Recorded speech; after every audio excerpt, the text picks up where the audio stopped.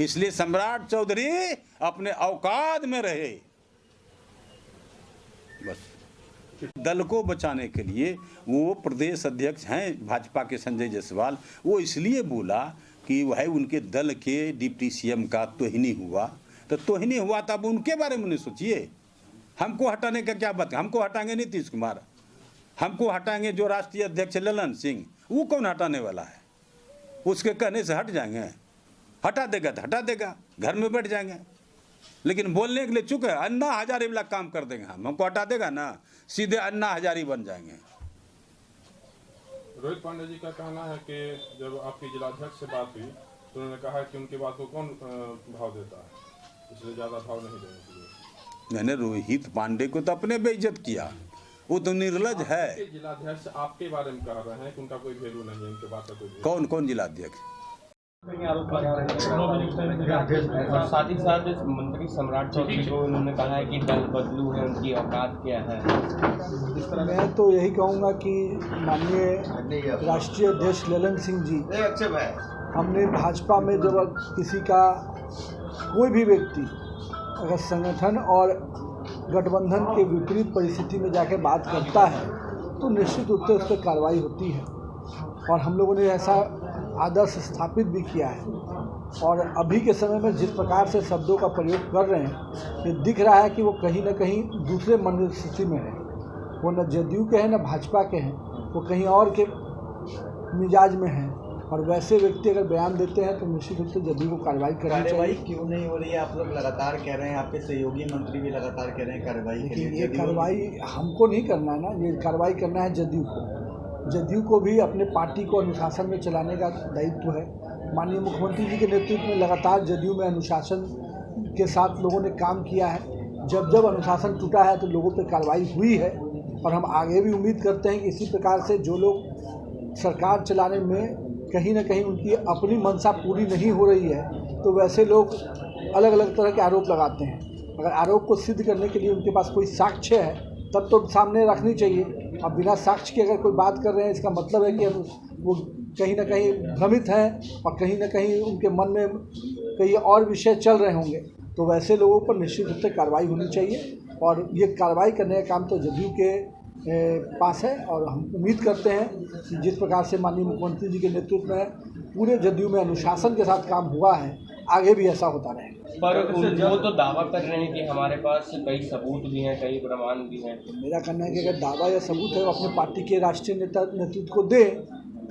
अगर सबूत है तो उसको जांच कराएं। सब तो उन्हीं पार्टी के में हम लोग सरकार में है ना, जदयू भाजपा की सरकार है, तो जदयू के जो शीर्ष नेतृत्व है उनको जाकर दे साक्ष्य।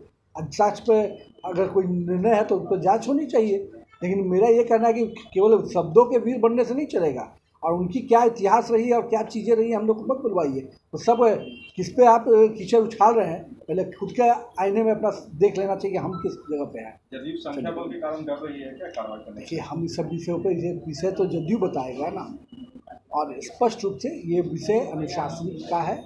जो लोग अनुशासन तोड़ेंगे निश्चित रूप से, चाहे वो किसी भी पार्टी में रहते हों, निश्चित रूप से भाजपा जदयू गठबंधन ने इस प्रकार से काम किया है कि वैसे लोगों पर कार्रवाई। मंत्री जी, एक सवाल खड़ा कर रहे हैं, वो लगातार कह रहे हैं कि वसूली करने वो भागलपुर आते हैं, पैसा लेकर जाते हैं। तो बड़ा सवाल है, और डिप्टी सीएम पर सवाल उठ रहा है, और बीजेपी वाले लोग कह रहे हैं कि जेडीयू जल्द कार्रवाई करे, क्योंकि हम लोगों में सवाल उठा था तो हम लोगों ने टूला पानी पर कार्रवाई किया था जल्दी से। देखिए, जो माननीय विधायक गोपाल मंडल जी ने जो रखा है उसको फोरम में रखने का, और वो जो भी बात रखे हैं वो निंदनीय है।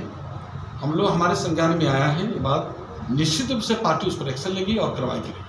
अब तक वही समय मांग रहे हैं भाई हम तो आए ही हैं, मेरा ही तबीयत खराब था और हम आए हैं कई दिन के बाद, तो निश्चित रूप से हमारे संज्ञान में आया है ये बात, और हम लोग उस पर एक्शन लेंगे, कार्रवाई करेंगे। कहते हैं कार्रवाई करेंगे तो अन्ना हजारे बन जाएंगे। चौधरी के बयान के बाद फिर से उन्होंने कल प्रेस कॉन्फ्रेंस करके पलटवार किया है, ये दोबारा उन्होंने किया। देखिए, संज्ञान में आ गया है सारी बात। उन्होंने जो माननीय विधायक जी ने रखा है, सारी बात हम लोग को जानकारी मिली है, और निश्चित रूप से हम लोग उस पर एक्शन लेंगे, कार्रवाई करेंगे। अध्यक्ष जी, गोपाल मंडल का बीजेपी जेडीयू के अंदर तल्खी बढ़ रही है।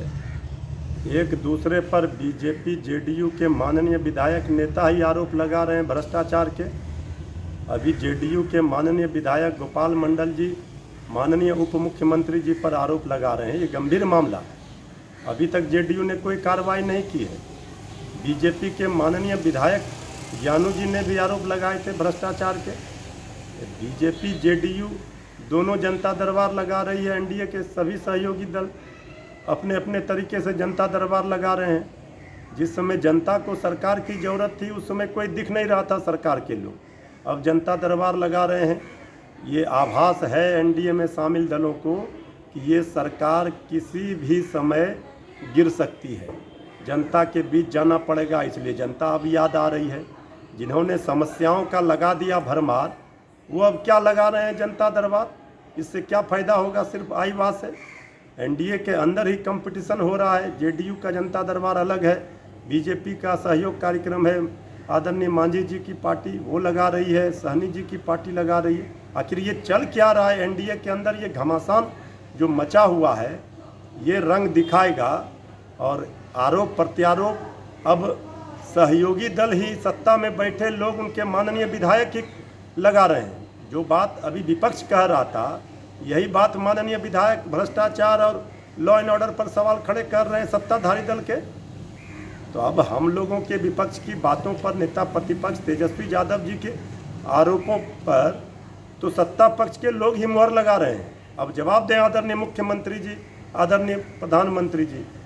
खेल होता है तभी खिलाड़ी सामने आते हैं। कुछ महीने पहले बीजेपी के नेताओं का आरोप था कि जदयू के नेता पैसे की उगाही करते हैं, और अब जदयू के नेता कह रहे हैं कि बीजेपी के नेता पैसे की उगाही करते हैं। अब सबसे बड़ा सवाल यह है कि क्या बिहार में सच में पैसे की उगाही का खेल चल रहा है? कैमरामैन ऋषि के साथ सौरभ कुमार, पटना, न्यूज़ 24।